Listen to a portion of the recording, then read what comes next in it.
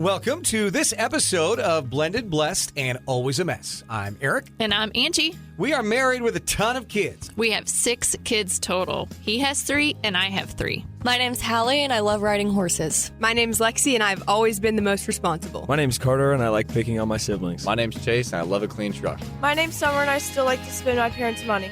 My name's Dane and I love baseball. And around here, we talk about the real stuff. Parenting, marriage, faith. Along with grief, growth, second chances, and blended family life. And all the in-between moments that don't make it to Instagram. Our podcast is for the couples figuring it out, the parents trying their best, and the ones holding faith and heartbreak in the same hand. Look, we don't have it all together. Not even close. But we do have honesty. And a whole lot of grace. This is Blended, Blessed, and Always a Mess. Let's get into it. This episode is brought to you by Seven's Boutique, an online shop created by 2 sisters, Angie and Jess, who believe you should walk boldly, dress divinely, and know your significance. At Seven's, you'll find easygoing pieces that are cozy, classy, and made to mix and match. Think relaxed pants, cozy sweaters, and lifestyle sets you'll want to live in. Every item is handpicked with purpose, so you can shop confidently, dress comfortably, and walk boldly. Inventory is small and curated, so if you see something you love, don't wait. Visit sevensboutique.com and use the code PODCAST10 for 10% off your first order. www.sevensboutique.com. Walk boldly, dress divinely, know your significance.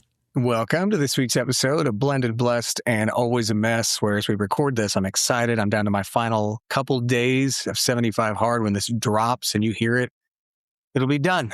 No, he's eating sugar and I will when you're listening to this. Know that I have found a donut or an ice cream, something, because it's getting to the point where after 75 days of not having it, I'm proud of you. I really do want it. So I am proud of you. Thank you. He's done great. And he looks amazing. Yeah, I think this week, or a couple of days ago, probably not today because I've been to the ballpark with Dane, but I was down like 14 pounds. And then this past week, I actually found a picture that came up on my memories on my phone from 2 years ago where I'm almost 40 pounds heavier. It's been a journey over the last couple of years. And I'll do a post where I talk about what that journey's been like, not just physically, but like internally, the faith part of it, the emotional part of it, all of it. So we'll get to that. But that is not the point of today's episode. Thank you. Before we dive into the topic, I want to take a poll about something that happened tonight. And this is also why when she's like, I'm proud of you, it feels like I'm like, I don't know that I can even trust that, because I felt like a little dog over here, like, good boy doing your 75 hard. So go ahead. Okay, so here is the question. And then you guys definitely, when we post our little clip from the podcast, please comment. But the question is, should your spouse knock on the bathroom door when it's shut and or locked before they enter? Time out. Go. Oh, you see, this is what she does. She doesn't give full context. Okay, you and then she tries to make it look like I did something wrong.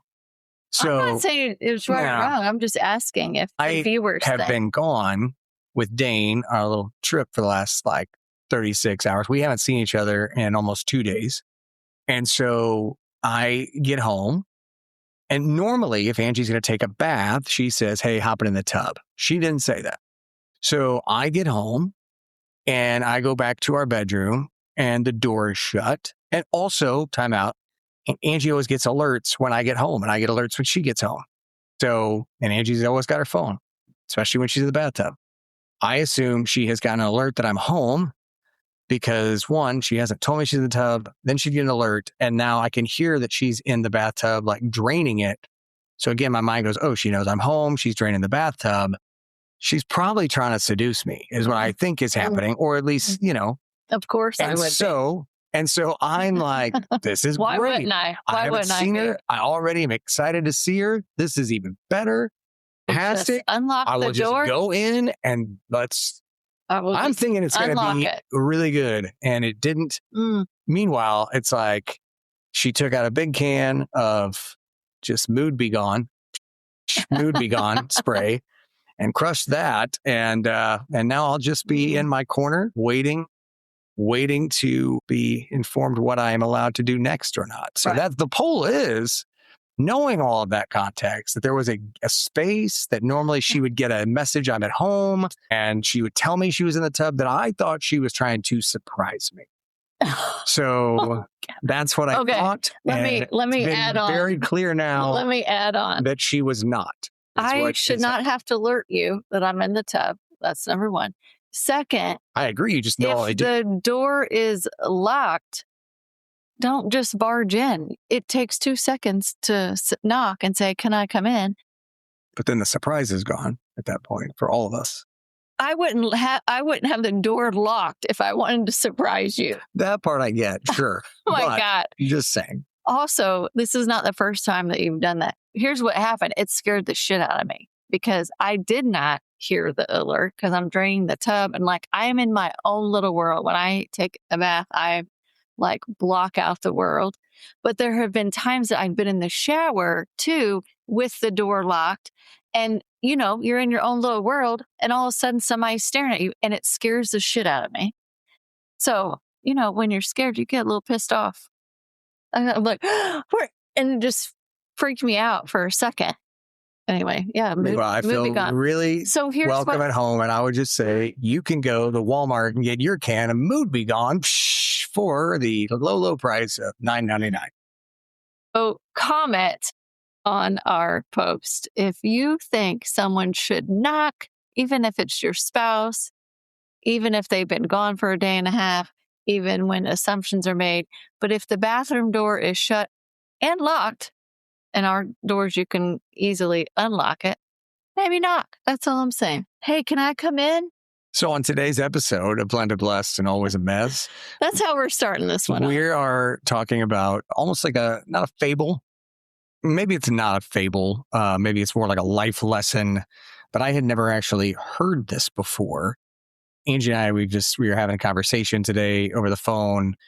Just a lot of different things that are going on in our world. And she shared this with me. And I thought, man, that is really powerful. I've not heard that before. But it's a story about the crow and the eagle. And it might be just this great lesson in life. Also about relationships, leadership, finding your peace. And I'll let Angie share the story because when you shared it with me, I was like, wow. So I had heard this a long time ago, but then recently I heard it again in a book I was reading or listening to. So you don't read books, you listen. Real. I'm too audible. Actually, it's our speaker that we're potentially locking in for my Grit with Grace event in October. And it's Michelle Mace Curran. And Mace is her call sign because she's an F-16 fighter pilot. She recently released this book called The Flip Side. And so far, I'm only like a couple chapters in. It's really, really good. But then she referenced this analogy. I'm like, oh my God, I've heard that before and I forget about it. It's so amazing. The story is, do you know the only bird that will attack an eagle? And I did not. I said, no, I don't know. Okay, so it's the crow. The crow is the only bird that's bold enough to peck at an eagle. And how it attacks the eagle is it flies above it, chirps at it, super annoying, it attacks it, it tries to like attach itself to it to distract it. But the real example in life is what the eagle does. So, you know, it's the analogy of like, it's how you respond to things that matters. So how the eagle responds is the eagle does not stop and it doesn't fight back. It decides, I'm not wasting my energy arguing with the crow, battling the crow. I am just going to rise higher because eventually the crow can't breathe at a high altitude like the eagle can. And so it just falls away.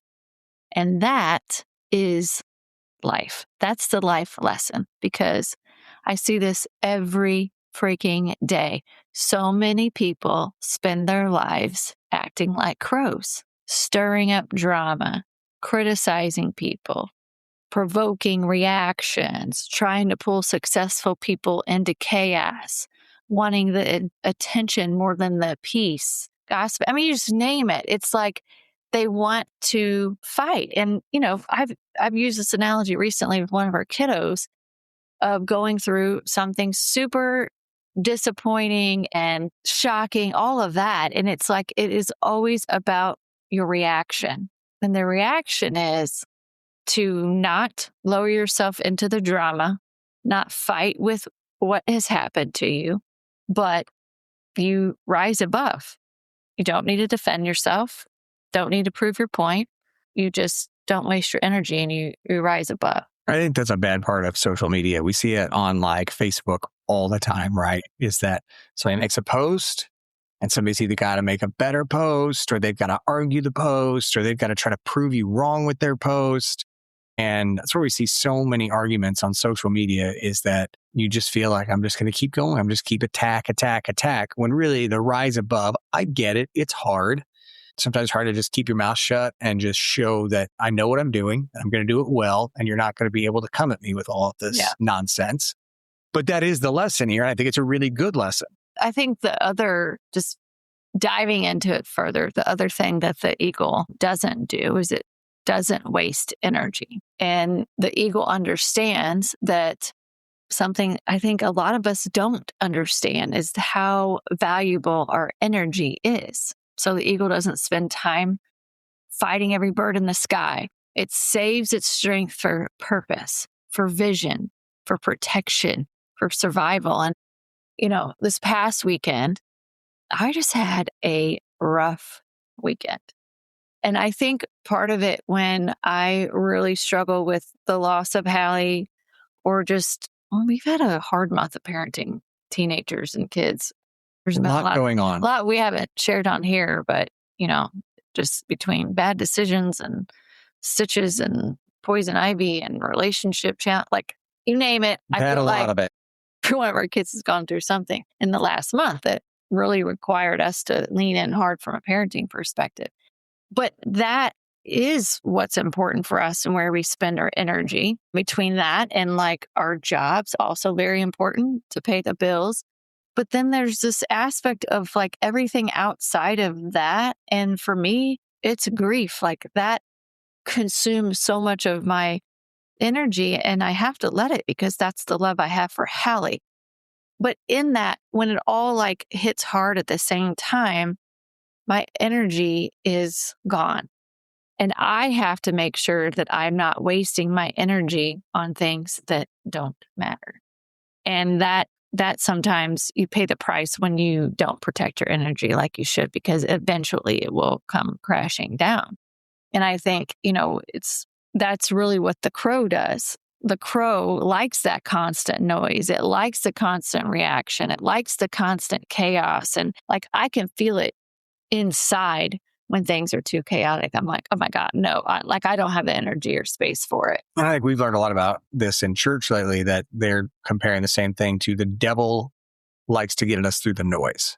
The devil likes to keep us busy, likes to keep our thoughts intertwined with other problems, where God really, the whole reason for Sabbath is God wants us to take time and find our peace, to rest and to find peace. I'm not good at that.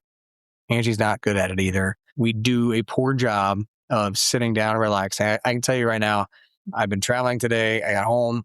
We're doing this and I got to go to work, even though nobody else is at work, because I have things I have to get done. And I really should probably just go to bed early and call it, but I don't have that.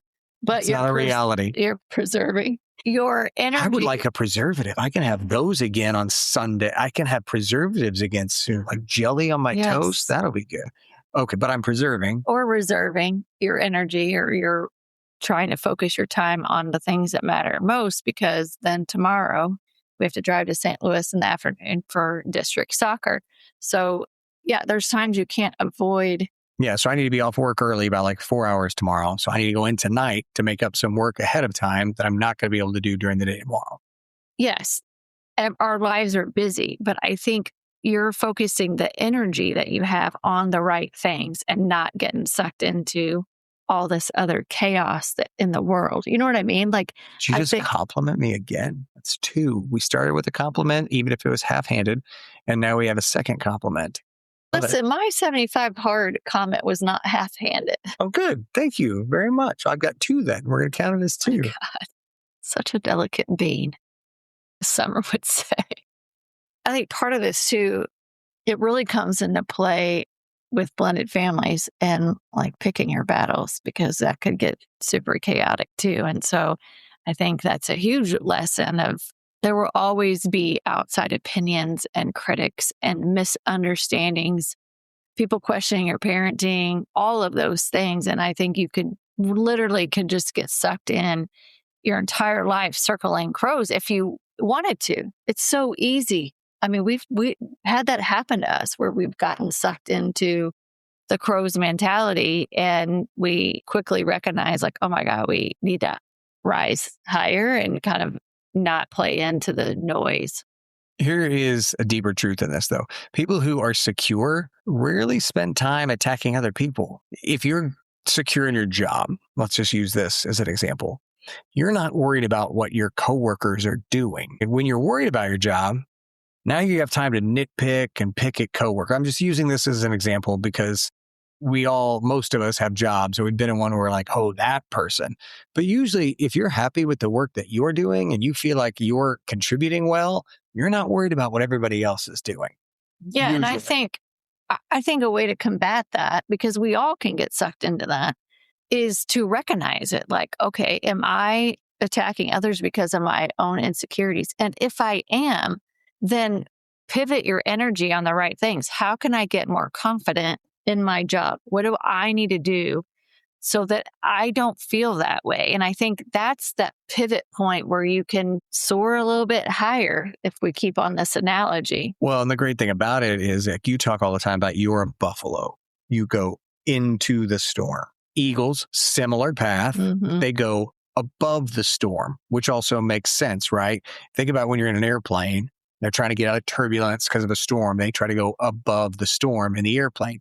Same with an eagle, right? When we rise above in life because of something that we're dealing with, some hardship that has come upon us, that has befallen us at this time, if we can rise above it, again, easier said than done. Mm-hmm. But if you can rise above it, then you take on the eagle mentality versus that nagging, pecking crow mentality. I mean, God, we know this. Everyone will go through some sort of hard season. And whether it's divorce or betrayal or grief, rejection, financial struggles, criticism, all the things, I think you can use that pain differently and not let that adversity affect you in a way that brings you down versus being able to just elevate yourself and not be defined by it. And I think that's the difference between surviving and being able to soar. And we've shared this before on air. We're pretty transparent. I mean, we've had obviously large storms in our life between our marriage after we lost Hallie and trying to blend our families and losing Hallie. But I feel like we have been in situations where we've been crows and nitpicking at each other. I mean, I might still do that, but it's just a little bit fun sometimes. I'm over here just rising higher because of how much I love this marriage, and I want to have a wonderful weekend with my wife. And so I am choosing to rise above. And I think that we worked hard at the opportunities that have been in front of us. Some of those, obviously, as I said, our marriage we've talked about on here, nobody expects that just over a year into your marriage that you're going to lose a child. So then to have to rebuild our marriage, that was a process. And it wasn't always an easy one. Still, it isn't always an easy one. I may not always be the easiest person to be married to. I know, seems odd to me too, but I will acknowledge there can be times. And so for us to both just work at that and to know how to rise above, and to, as Angie said a minute ago, not always engage in certain arguments, even with our kids. There's definitely times where I try to just breathe through it and just go the other direction, whether that's with a kid, whether that's with Angie, whether that's with a coworker, because sometimes the old saying is true, pick your battles. Sometimes you need to win the war and not that battle. Mm-hmm. I think that ties into kind of the next point with eagles is their keen vision. So I think that I've used this analogy a lot is when in doubt, zoom out. And I think that's what eagles are really good at because they are laser focused on like what's ahead. And I think for us as humans, it's so easy to get distracted, to live in this comparison world, especially with social media, worried about other people's opinions or jealousy, all of the things. I feel like Eagles really teach us focus. So when you know your purpose, you stop getting pulled into things that don't matter. So if you feel like you're kind of all over the board, then I would encourage you to spend time figuring out what truly is your purpose and only focus on that. Don't worry about what other people are doing. Their opinions and everything that they're doing is none of your business. Even their opinions of you, none of your business. Focus on what your purpose is. And that's huge for parenting too. My wife had asked me to think of some examples. And so like social media was an easy one, right? But in this regard, in life, we can lose focus and we don't understand, well, I'm working on all these things. That's a loss of focus. And so I teach people in marketing all the time that when you are trying to be all things to all people, when you're trying to market to everyone, it never works. At least not if you're a small business. If you have a McDonald's budget or a Nike budget, fine. You can lose focus and be all over the place. But let me just set this example for you. If you are a small business owner and you have a $75,000 advertising budget, and you're like, I need to be on television and I need to be on the radio and I need to be on a billboard and I need to do digital marketing. I need to do social marketing. You have already lost focus because one, you don't have near enough money to do any of those things. $75,000 won't buy you enough broadcast television. It could buy you 1 to 2 radio stations. It could do a really nice digital social campaign, but it can't do all of those things. And so what happens is you're actually never reaching anyone because you're trying to do too many things. And so in this analogy of life, a lot of times you feel lost, but you feel like I'm doing all these things. I'm really busy, but you actually could just narrow it down to 1 or 2 areas of focus. And if you did those things, you'd start to see success build. And what happens when you see success build in marketing? Well, then you get to add the next thing that you wanted to do. Same thing in your life. When you focus on the one thing, you start to do it well, you got the second thing, you're doing it well. Okay, now I've got those things going. What can I do third? But those are all processes and things that the Eagle teaches us focus, and you could have focus as well. Yeah, I think it's also a constant adjustment too of what is top priority for you and your purpose. So, for me, it's obviously, I think my number one focus is being a mom and parenting. Then it's probably focusing on career or podcasts and public speaking. Like if you were going to do it. Oh, and you, sorry. She said the quiet part out loud. Depends on if you knock before you enter the bathroom. Mm-hmm. Anyway, but I think sometimes those things also compete. Like, for example, I was supposed to take my parents to Florida. Yeah. And turns out that some of the district soccer games got moved because of the storms.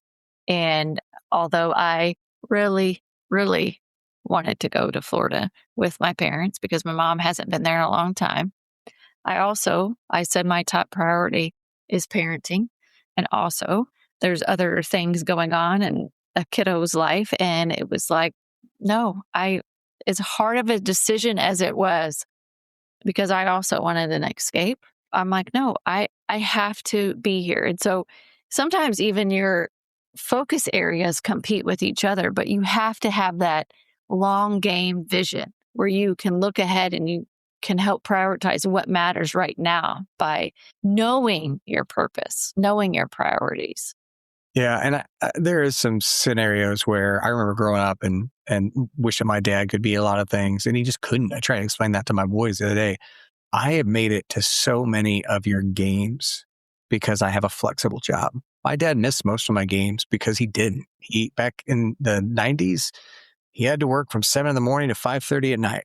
And so if I played at 5 o'clock, an hour and a half away, there was no way for him to get there because he couldn't get off work until 5:30. So now it's 7 o'clock before he could get to a game that was already over at that point. And it's not always your fault, right? But when you do have the flexibility and the option, as we do, to pick and choose and go, hey, I'd really like to be in Florida this weekend. That would have been amazing. We'd already picked out where we were going to eat, all the things. Where you were going to I was going to have my first dessert after 75 hard. And But we both immediately knew there just wasn't really any question. Like, it was obvious to me, like, we have to be here, one, for the soccer, because that's important, but two, because we have kiddos that need us right now. And so that's just part of it. I think another quick example, because there's a lot of stuff we've had happen. We just haven't talked about it on a podcast because we've had other topics that have been a higher priority.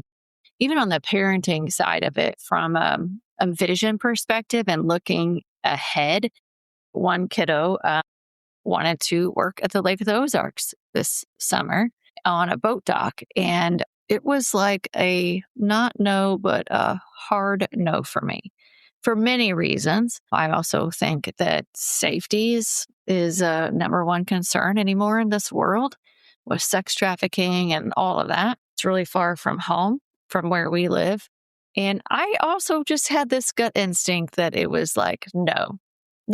And, a group of friends were doing it. It was not a popular decision. My child was the maddest probably that they have ever been at me for a while.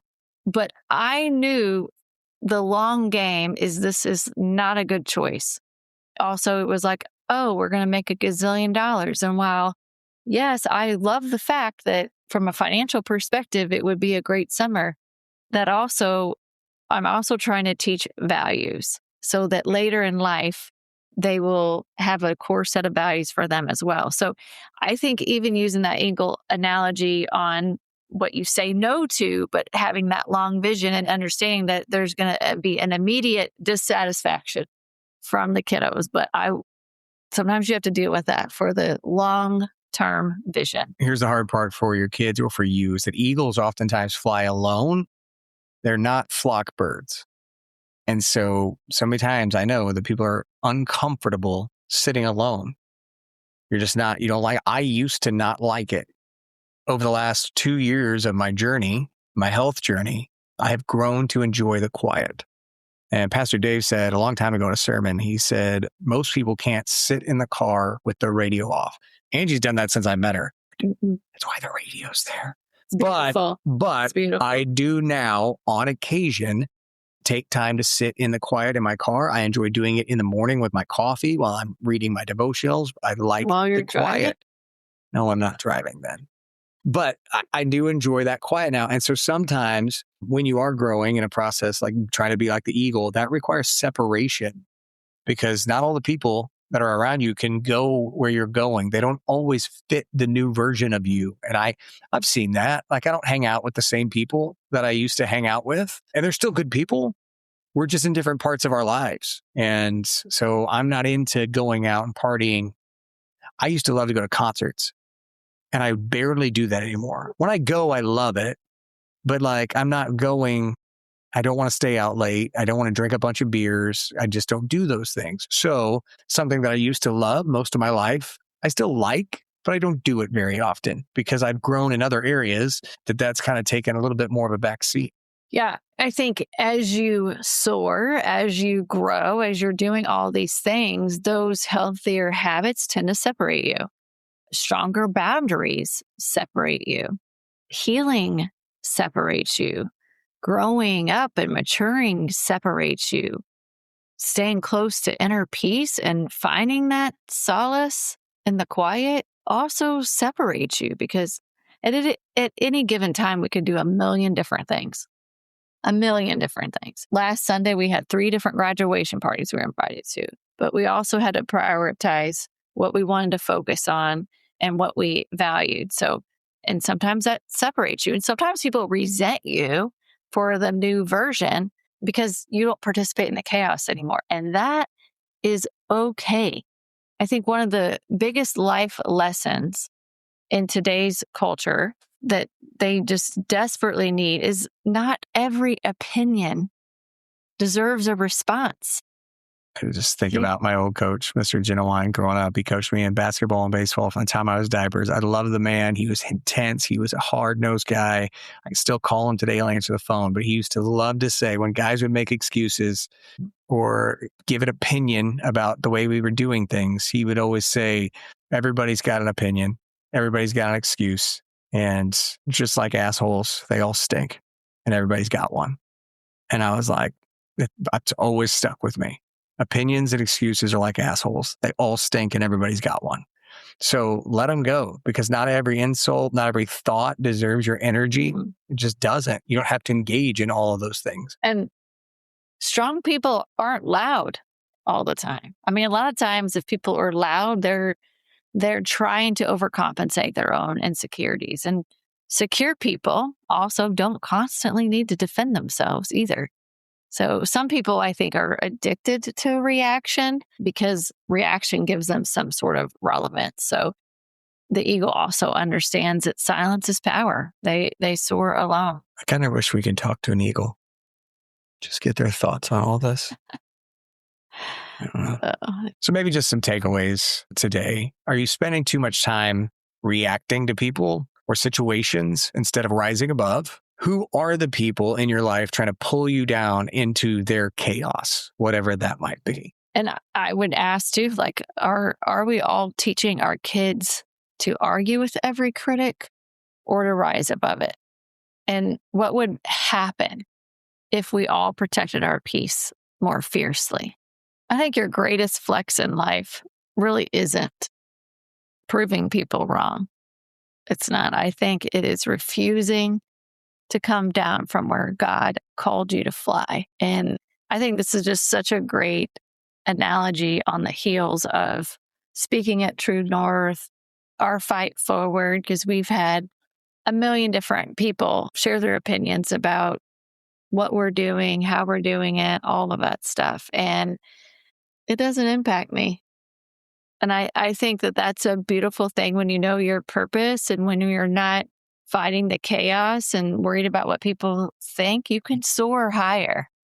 Again, the reason we don't listen to everybody else is because we know what our focus is. And opinions are like assholes. They all stink and everybody's got one. So I think that is a gross statement. It's really gross, but it's true. It's true. I'm not saying that it's not gross. It's just a true statement. So we're talking about a beautiful eagle and you gotta share the grossness. Then on that note, I'm going to go in a bathroom and lock a door and I'm going to unlock it. Say, I won't even care. So there's that. But all in all, I do hope that you guys found this to be something you can use and put into practice. I'm not saying that we're perfect at it. No, it's a reminder for us too. Definitely always times when we fall into the chaos and just have to find a way to quiet our mind. Because anytime we can do that, it is very helpful. So hopefully take something away from this week. We do hope that you have a wonderful Memorial Day weekend. Make sure to thank a veteran, but really honor those who made the ultimate sacrifice. Those are the ones who gave their life in the line of duty. That's what this weekend and your extra day off work is about. So I do wish everyone a safe Memorial Day weekend with your family, with your friends. And we thank you for listening as always, and God bless. Thank you for listening to this week's episode of Blended, Blessed, and Always a Mess. Lexi and Hal, take it away. I'm Lexi. And I'm Hallie. Have a great week. Or have the week that you deserve. That was perfect. Yeah, God bless.